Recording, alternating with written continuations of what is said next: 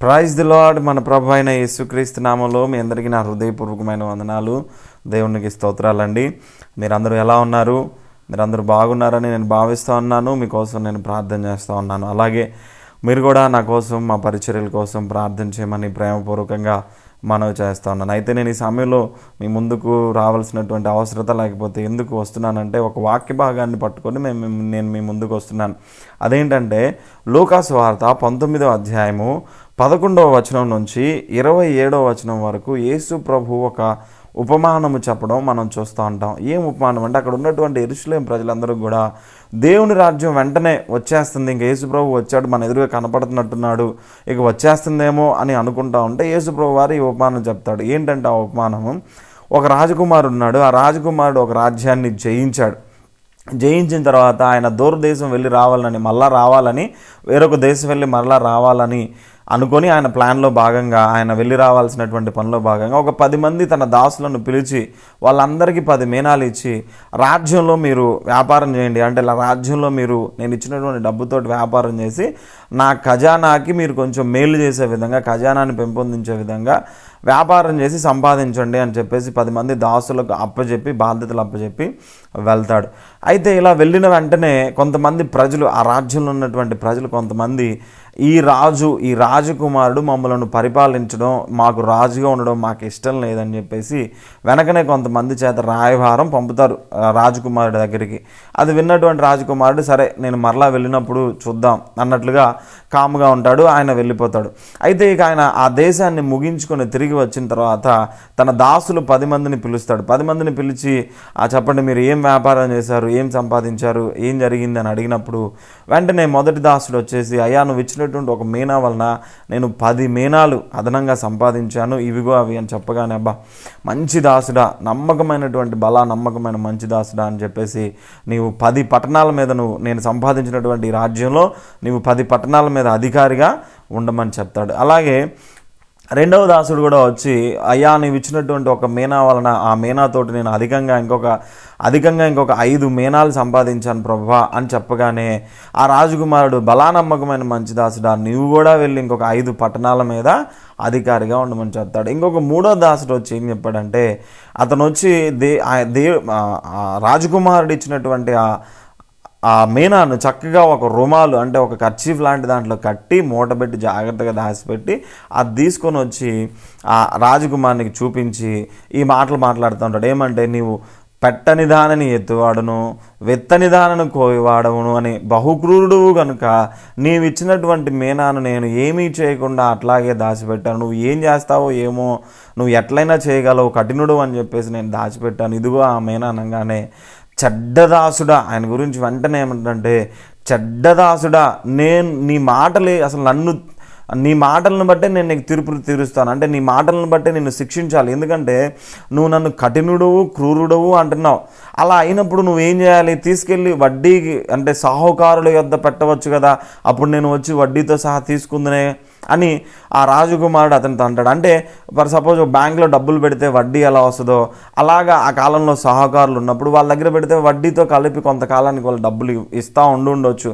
అలాంటి వాళ్ళ దగ్గర పెట్టవచ్చు కదా, నేను అంత కఠినుడిని అయితే నా డబ్బు నాకు తిరిగి వచ్చేది కదా వడ్డీతో కలిపి, మరి నువ్వు నీ దగ్గర పెట్టుకోవడం వల్ల నాకేంటి ఉపయోగం అని చెప్పేసి ప్రభు వారితో మాట్లాడి చెడ్డదాసుడాన్ని తిట్టి వాని దగ్గర మీనాన్ని కూడా తీసేసి కలిగి ఉన్నటువంటి ఆల్రెడీ 10 మీనాలు కలిగినటువంటి వాడికి ఇవ్వమని చెప్తాడు. అలా చెప్పినప్పుడు వాళ్ళు అక్కడ ఉన్న చుట్టూ ఉన్న వాళ్ళు ఏమంటారంటే, ప్రభు వానికి 10 మీనాలు కలవే అంటే, అంతే కలిగిన వానికి ఇంకా కలుగుతుంది, లేని వాని దగ్గర నుంచి ఆ ఉన్నది కూడా తీసివేయబడుతుందని ప్రభు చెప్తాడు. ఇది అయిపోయిన తర్వాత ప్రభు ఇక, నీవు మాకు రాజకుమారుడు అయినటువంటి నీవు మాకు రాజుగా ఉండడం ఇష్టం లేదని కొంతమంది చెప్పారు కదా, వాళ్ళని తీసుకొచ్చి నా ఎదురుగా సంహరించండి అని చెప్తాడు. వాళ్ళని సంహరించడంతో ఆ ఉపమానము అంతటితోటి ముగిసిపోతా ఉంది. అయితే ఈ ఉపమానాన్ని మనం ఒక్కొక్కటిగా ప్రారంభం నుంచి మనం వివరించుకుంటూ వస్తే, ఇక్కడ రాజకుమారుడు ఎవరంటే యేసు ప్రభు వారు రాజకుమారుడు. ఆయన సంపాదించినటువంటి రాజ్యం ఏంటంటే దేవుని రాజ్యం.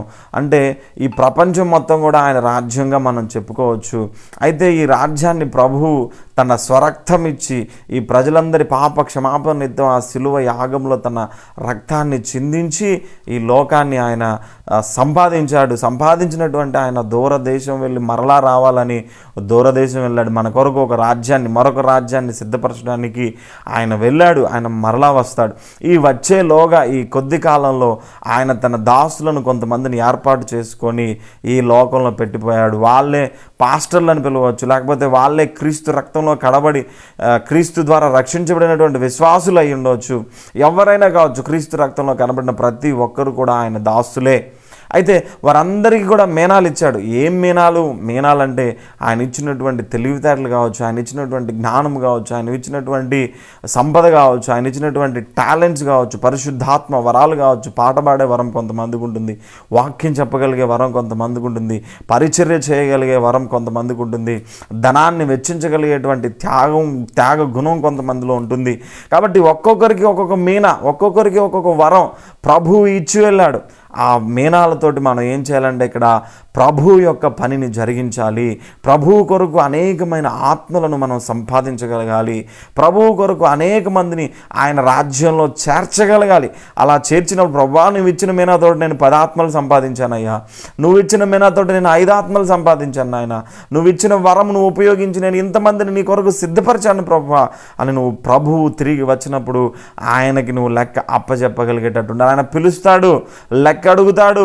నువ్వు కానీ నీ టాలెంట్ నువ్వు ఖర్చు పెట్టి ప్రభు కొరకు సంపాదించకుండా అలాగే భద్రపరిచి ప్రభువు ఎలా అయినా చేసుకోగలడు, ఆయన ఏమైనా చేయగలడు, ఆయనకి తెలియనిదేముంది, ఆయనకి చెయ్యిందేముంది, ఆయన ఎలా అయినా చేసుకుంటాడులే అని చెప్పేసి నువ్వు అలాగే నీ టాలెంట్ నువ్వంతా మూలన పెట్టేసి మురుగు పెట్టేసి నువ్వు పడుకొని నిద్రపోయావంటే ప్రభువు చిత్తాన్ని నెరవేర్చిన వాడవు కాదు.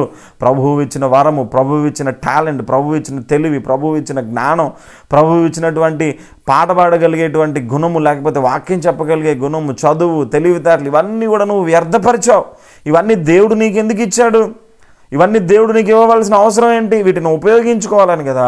వీటిని ఆచరణలో పెట్టి వీటిని పట్టుకొని నువ్వు లోకంలోనికి వెళ్ళి అనేకమైనటువంటి ప్రజలను ప్రభు కొరకు సంపాదించాలని ప్రభువు నీకు ఇచ్చాడు. అయితే నువ్వు వీటిని ప్రభు ఎట్లయినా చేసుకోగలడని చెప్పేసి నువ్వు సోమరివై పండుకుంటే నువ్వు దేవుని పని చేసిన వాడవు కాదు. అంతేకాక నువ్వు దేవుని దగ్గర నుంచి చెడ్డదాసుడు అనేటువంటి ఒక చెడ్డ సాక్ష్యాన్ని పొందుకుంటావు. నీ దగ్గర ఉన్నటువంటి ఆ తలాంతు కూడా తీసేసి మరుగున పడిపోయి కలిగిన వానికి ఇవ్వాల్సి వస్తుంది. కాబట్టి మనం జాగ్రత్తగా ఆలోచించాలి. దేవుడు మనకిచ్చినటువంటి వరాలను మనం జాగ్రత్తగా ఉపయోగించాలి. ఇక్కడ మనం జాగ్రత్తగా గమనిస్తే 10 మీనాలు సంపాదించినటువంటి వాడిని 10 పట్టణాల మీద అధికారిగా పెట్టాడు. 5 మీనాలు సంపాదించినటువంటి వాడిని 5 పట్టణాల మీద అధికారిగా పెట్టాడు. కాబట్టి నువ్వు ప్రభువు కొరకు పనిచేసి నీకున్నటువంటి వరాలను వినియోగించినట్లయితే ఆ పరలోకంలో, ఆ నిత్య రాజ్యంలో దేవుడు ఇచ్చేటువంటి ఆ రాజ్యంలో నీకు గొప్ప బహుమానం ఉంటుంది. పట్టణాలు ఇస్తాడో ఎలా ఇస్తాడో మనకు తెలియదు, కానీ పట్టణాలు ఇవ్వడం అనేది ఒక బహుమతికి సాదృశ్యంగా ఉంది. నువ్వు ప్రభువు కొరకు నీ తలాంతులను వాడి కష్టపడి ప్రజలను సంపాదించినట్లయితే నీకు గొప్ప బహుమానం ఉంటుందని ప్రభువు చెప్తాను. అలా కాకుండా నువ్వు జీవితాన్ని అంతా వ్యర్థం చేసుకొని పండుకొని నిద్రపోయి ప్రభు చిత్తాన్ని నెరవేర్చకుండా ఉన్నట్లయితే చెడ్డదాసునిగా మిగిలిపోతావు. నీ బహుమానం కూడా తీసి నీకు రావాల్సినటువంటి బహుమానం కూడా వేరే వాళ్ళకి ఇవ్వవలసినటువంటి అగత్యత ఏర్పడుతుంది. కాబట్టి జాగ్రత్త పడదాం.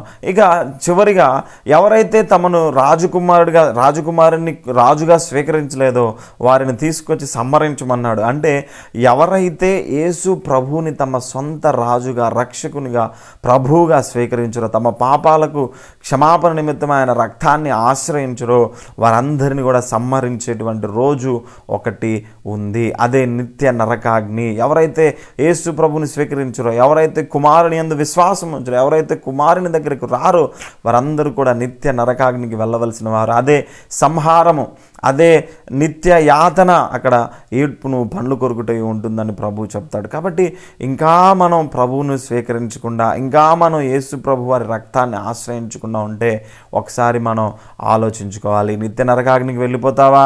నిత్యము యాతన పడతావా? సంహారము జరిగించుకుంటావా? ఒకసారి ఆలోచించు.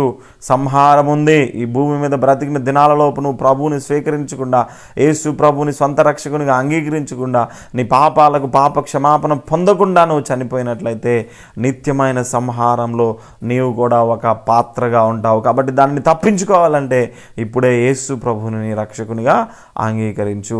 ఇది ప్రభువు దేవుని రాజ్యం గురించి, అంటే వాళ్ళందరూ వెంటనే వచ్చేసింది అనుకుంటున్నప్పుడు దేవుని రాజ్యం ఈ విధంగా జరుగుతుంది, ఈ విధంగా ఉంటుంది, ఈ విధంగా దేవుని రాజ్యం నిర్మించబడుతుందని చెప్పేసి యేసు ప్రభు వారు ఒక చక్కని ఉపమానము చెప్పాడు. కాబట్టి ఇన్ని పాఠాలు ఈ ఉపమానం ద్వారా మనం నేర్చుకోవచ్చు.